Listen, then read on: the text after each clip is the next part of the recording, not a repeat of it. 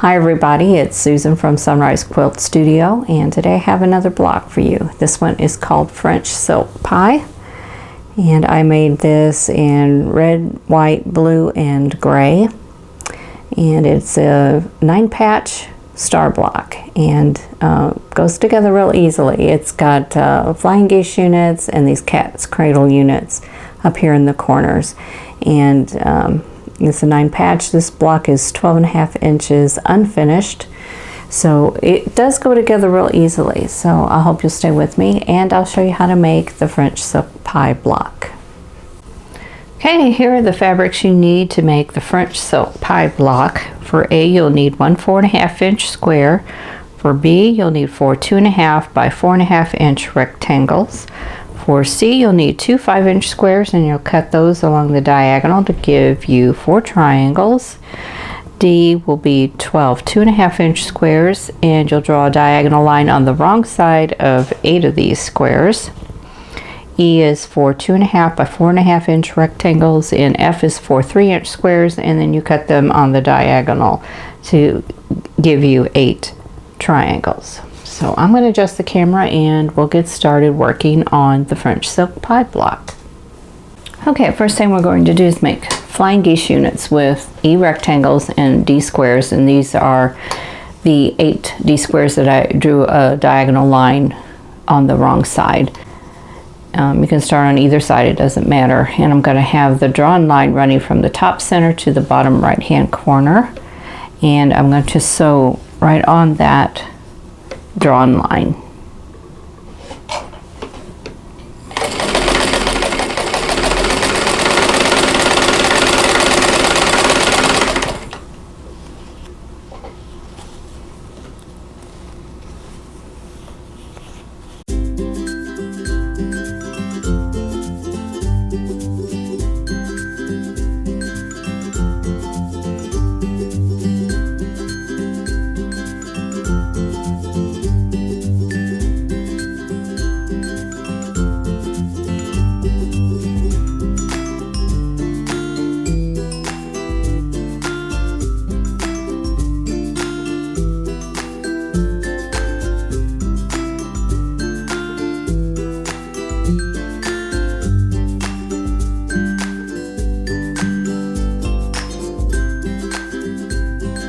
Okay, now I need to trim off the outer corner, leaving a 1/4 inch seam allowance.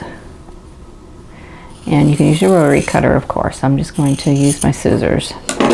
So here we have this part. So I'll trim all 4 of these. Okay, so I have all these 4 done, and I need to sew the square onto the left side. And the drawn line on the E square is going to run from the top center to the bottom left hand corner.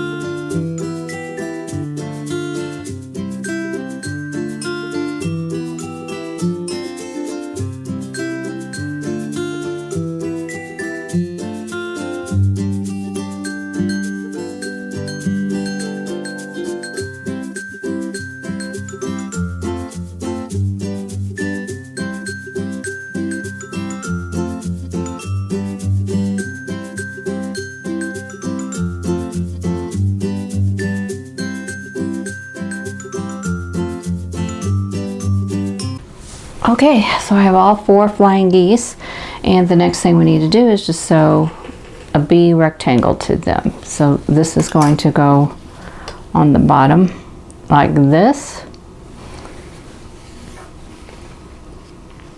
and then this is the center, or the side units. This will be the side units of the block.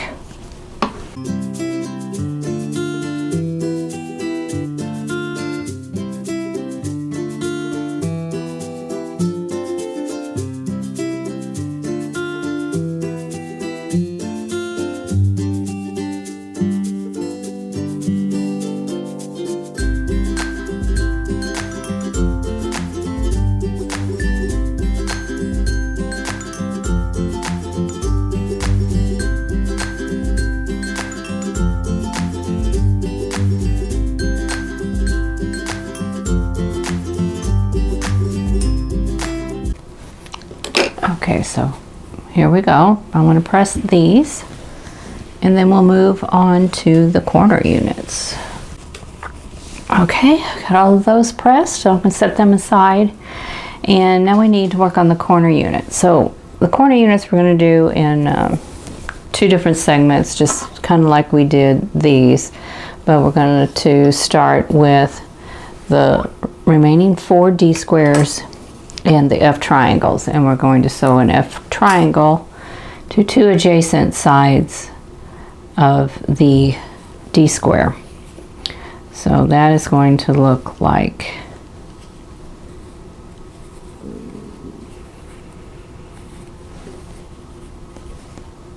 this.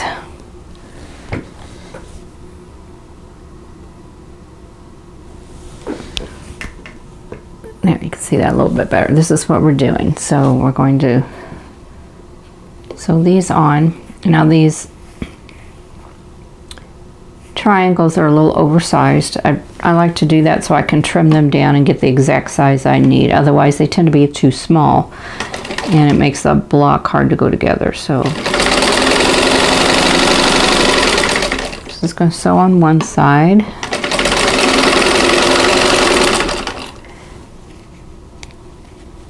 And then I'm going to press this one open. Oops, I didn't see that. Sorry about that. Okay, so I got one side sewn on, and now I'm going to press this back. Okay, so we have that. And I have this dog ear here that's sticking out. I'm going to cut that off flush with the D square, because my presser foot has this guide on it, and it'll get in the way and it'll throw the stitching off. Okay, now this one's going to go this way here, so they're adjacent to each other, and we're forming a larger triangle. So I am matching up the right angle of the D square to the triangle here.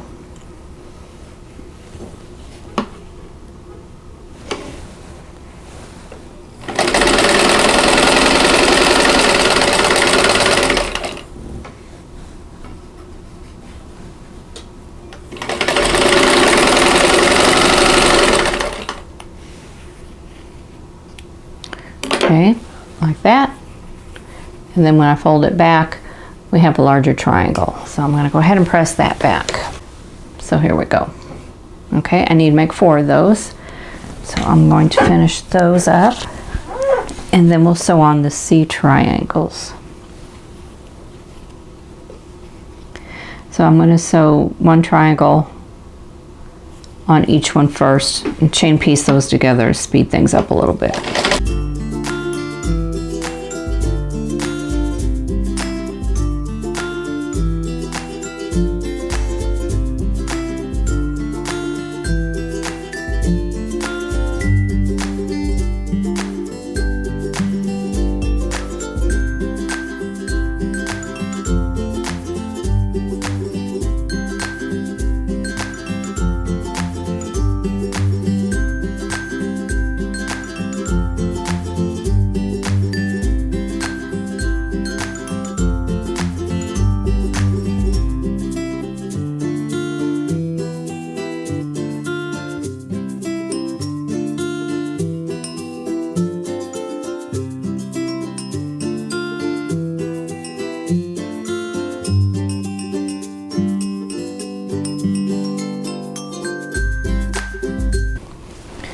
Okay, so here we have all 4 of these.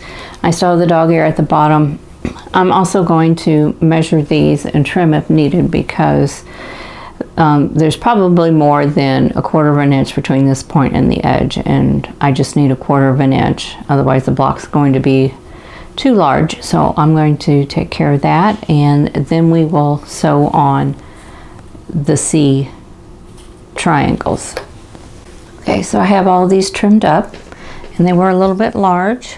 Now the C triangles are also a little bit large, but I'm going to go ahead and leave these the size they are, and then I will trim them after I get the block done. So what I'm going to do is to line these up at the long edge of the triangle down here. And I'm going to kind of center this. It's going to be about maybe 1/8 of an inch larger on each side, 1/16 of an inch, something like that. So you can see there's extra fabric here. You might be able to see it better on this edge. And that's okay, I'm going to trim that later. So I'm going to go ahead and sew these together.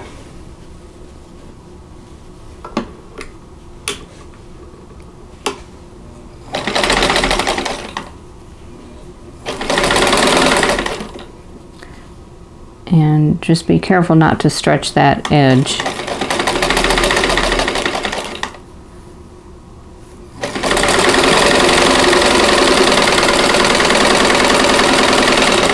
So just let the machine do the work. Okay, I'll show you what that looks like. Okay, if I open this up, there we have the square that we're looking for. So I will press these back. I'm going to press it towards the gray fabric, and then I'll trim these up. So I'm going to go ahead and do the rest, the other 3, and then we'll be ready to put everything into rows and then sew the block together.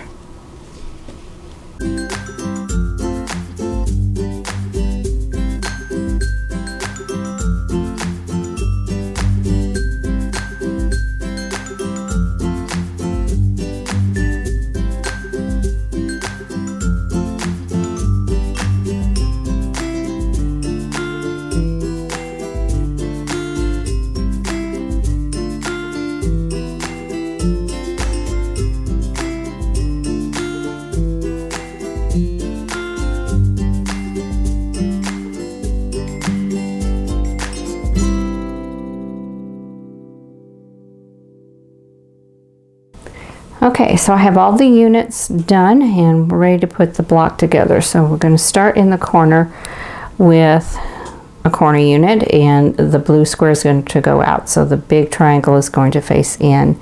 The flying geese units, the flying geese is going to point towards the center. Red rectangle will be going out. And we're just going to continue laying these out. And the center A block goes there. This will make a star here. And this is red, white, blue, and gray. Kind of a patriotic color for us in the US. And those of you in Britain too, I guess. And several other countries. But I started with, we just celebrated the 4th of July, which is our birth of our nation, so I had patriotic things on my mind. And next year is the 250th anniversary of our nation, so it's going to be a big deal here in the US. So I'll be making a couple of patriotic projects throughout the year. Anyway, where you can see the star is in the center, and we've got all of the blue points out, the blue squares on the outside, so we're ready to sew together. So we have 3 rows, so we'll sew the units into rows and then sew the rows together. Okay, I'm going to sew the first 2 units of each row together, and then I will add the 3rd unit to each row, and then I'll sew those rows together.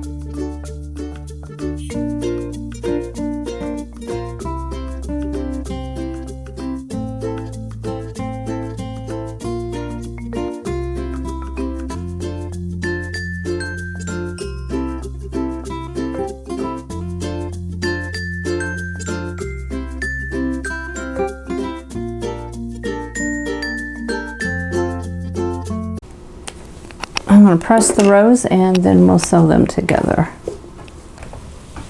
Okay, there's row 1 and row 2 and row 3. So let's sew all those rows together. And I'm going to pin my seams here. We've got 2 seams to nest here.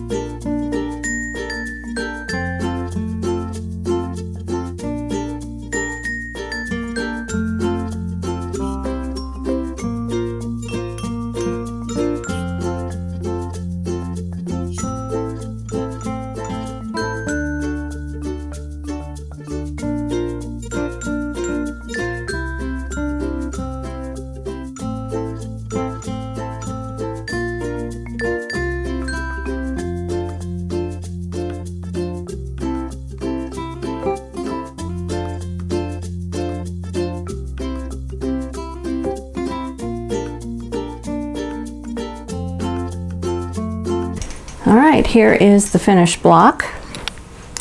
So you could see that turned out pretty well, and it went together real easy.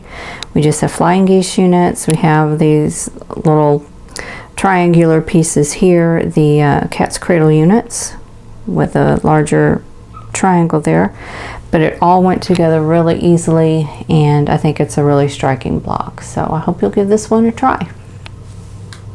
Okay, so that is it for the French silk pie block. So this one was easy. I hope I was able to demonstrate that in the video for you. So it did go together easy. I had no problems with it. The color scheme is just because I was working on this right after the 4th of July. So for the United States, that is the birth date of our nation. So we were in the patriotic mood around here. So I did red, white, blue, and then added the gray. So I do have fabric set aside for a patriotic quilt that I'll be working on here soon. And I may have a couple more patriotic projects coming up within the next 12 months, because next year, 2026, is the 250th anniversary of the birth of our nation. So there's supposedly going to be a lot of celebration going on. So I know other groups are planning projects for this coming year in patriotic themes because of that. So I just thought I'd just kind of join along with them and make some patriotic quilting projects. So those will be coming up soon.